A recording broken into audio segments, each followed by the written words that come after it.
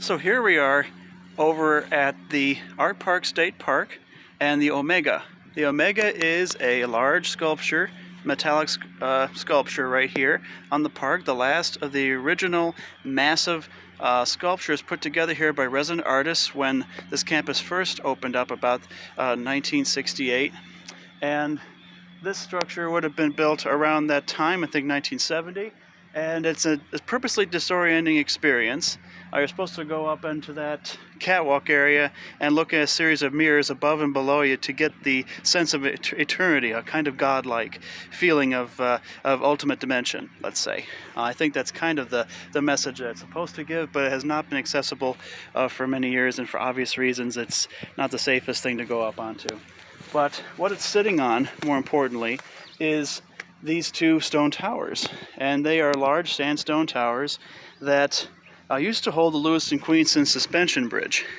And as you can tell, they're pretty tall. They're a good 25 feet high, about 30 feet high, and they actually are made up of stone.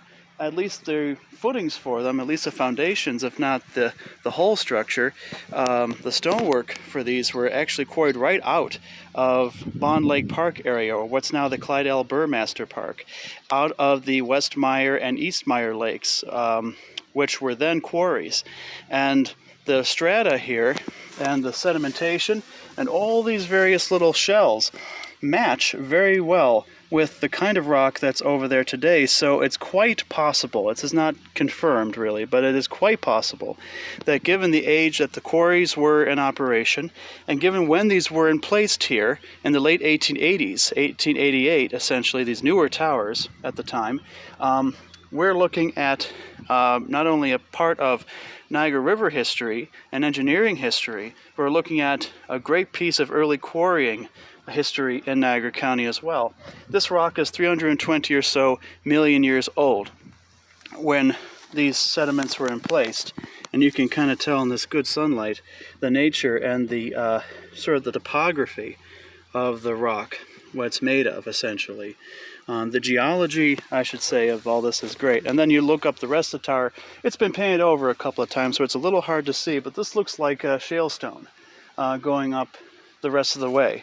But the bases are at least confirmed to have come, as far as I'm concerned, from what I can tell anyways, from the center of Niagara County. And of course these towers used to hold the cables that went over the Niagara River and carried the bridge deck further down. The bridge deck and the towers are separate structures. These set up on the cliff, while the bridge deck took off from a position lower down on the gorge face.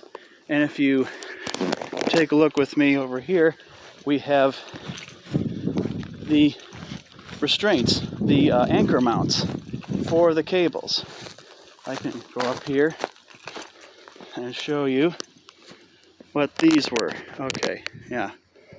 If you can see what I'm seeing here, these are these spool mounts that held the cables back at this bridge location.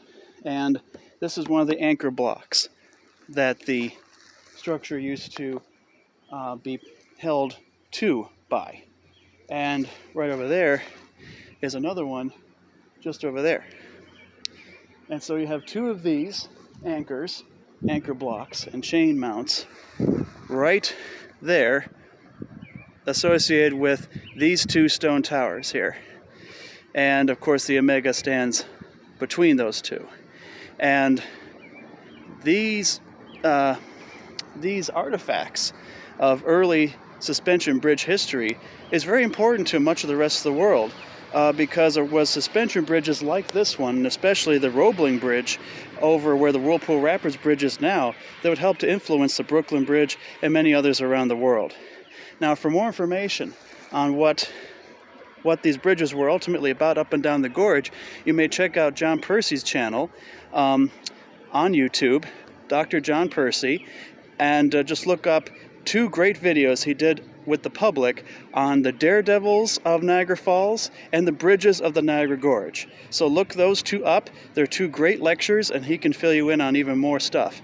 But this is something that I don't think a lot of people know, and it's just stuff that you can look forward to seeing when you're at Art Park State Park and along the Niagara River and the Niagara Gorge. And once again, be very careful when you come here, and especially as you go hiking. Take plenty of water and enjoy.